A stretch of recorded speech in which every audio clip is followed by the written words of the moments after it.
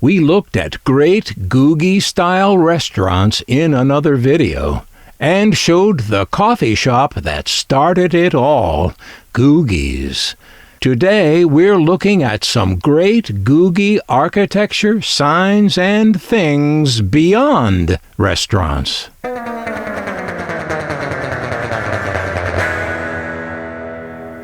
I came across this car wash sign in the 1980s and captured it with my camcorder. It was in Burbank, California, about 6 miles from the site of the original Googie's restaurant, and very close to this Bob's Big Boy. The Bob's is still there, as I show in that other video.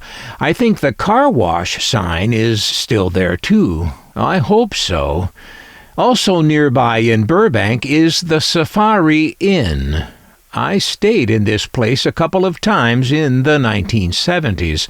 I remember at that time the roof of the motel office was covered in white rock, which I'd never seen before and thought was great. I now have a white rock roof on my house. I think my neighbors ought to be grateful I didn't put this on the roof of my house. Don't you? Tucson Inn. This is Tucson, Arizona, of course. What a fantastic sign.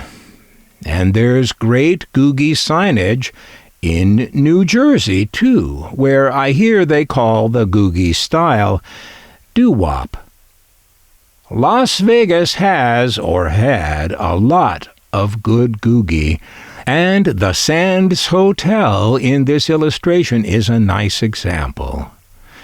This Union 76 gas station in Beverly Hills, California, is a real standout, both in its location, where it stands out, and it's also a standout when compared to other gas stations. It has been decades since the petroleum industry lifted a finger to please customers, but this was built at a time when they still valued your business enough to try and draw you in. Now, once you're in, whether anyone can afford the gas in this Beverly Hills gas station is another matter. In mid-20th century America, real effort was put into the design of suburban shopping centers. Witness the mall. I'm not sure Googie is the right word for this sign, but it's definitely got that spirit about it. On the other side of this sign, inside the mall, were these great metal sculptures rising up out of a fountain. Whimsical, modern, refreshing art. This was the suburban mall that was built near me in 1962, when I was a kid. In my teen years, I spent many an afternoon wandering through its stores, especially those that sold records. In this one mall, you could buy records at Kresge's, Hudson's, Montgomery Ward's, and even the Cunningham's drugstore in the mall had a little record rack. If you didn't care how much the records cost, you could go to the music store, Grinnell's, and they'd put your purchase in this nice bag that you could carry around the mall to let everyone know you paid list price. It was there at Grinnell's you could also pick up a Keener music guide for free by the cash register. But you were going to get that look from the clerk, that look that says, "Are you going to buy something?"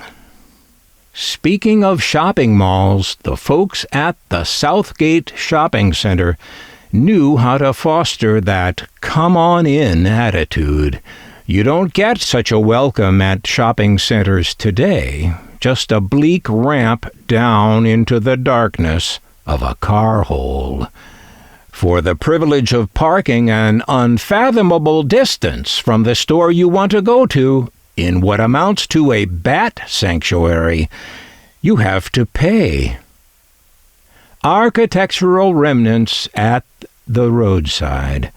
These are Googie remnants hidden in plain sight. I'm always on the lookout for these kinds of things. Girders, tradition holds, are meant to be concealed in a finished building. But with Googie, you sometimes see these perforated steel girders exposed as part of a Googie design.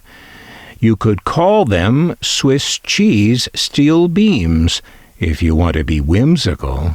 And yes, I think whimsy was the intent. When I was young and first seeing these things, that whimsy didn't occur to me. I simply couldn't imagine that adults could be whimsical with steel.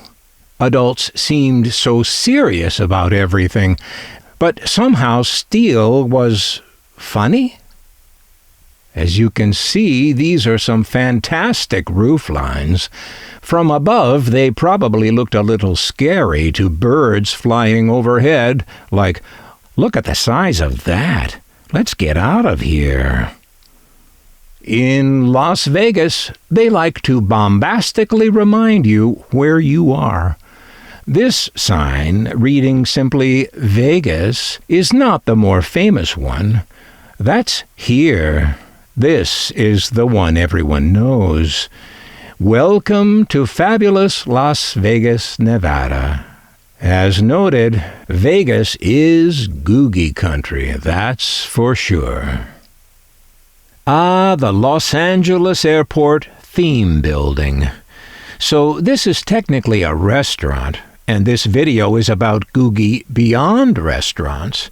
But this building also has an observation deck above the restaurant, open to the skies and open to the public, even when the restaurant wasn't. This is for folks who liked to watch airplanes landing and taking off, back when that was a thing to do. Observation deck and restaurant over the years seemed to open and close at random, and it almost didn't matter whether those things were open or not, since the building is so hard to get to within the zoo of the airport complex that most folks were scared away from even trying to go there. Here's a picture of it under construction in December of 1960, being built as the centerpiece of a single-story horseshoe-shaped group of airline terminals known collectively as Los Angeles International Airport. Today we call it LAX.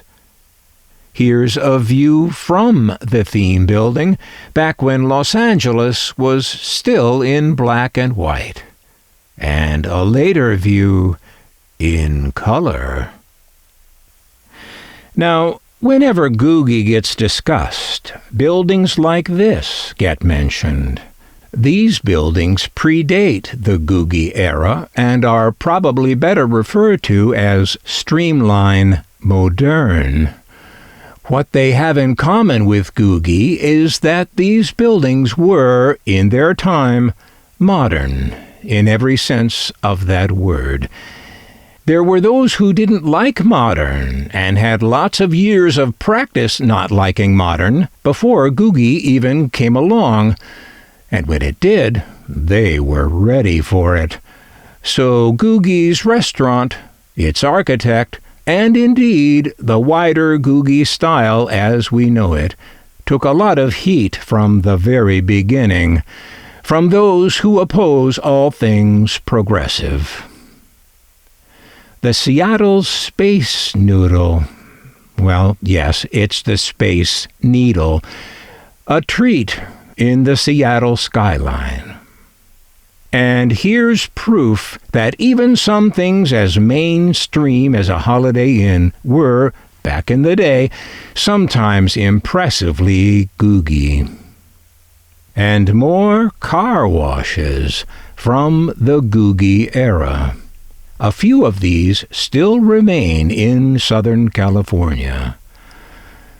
Many bowling alleys embraced Googie in a big way, as in this sign for Premier Lanes, and this absolutely stunning Wonder Bowl in Anaheim, California. Here's graphic art taken from a book of matches, taken in turn from a big glass bowl on the counter at Wonder Bowl, the counter where you rent your bowling shoes. The impressive Covina Bowl. Before Googie, bowling alleys had a similar reputation to that of pool halls, which is to say they were considered sleazy.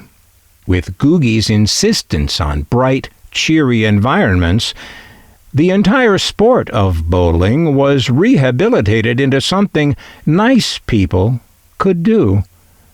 Another thing nice people could do is look for our other videos on this channel about Googie and about the mid-century collectibles I love and my personal stories about them. Join me for an up-close and personal look at the style, history, technology, and social significance of these treasures.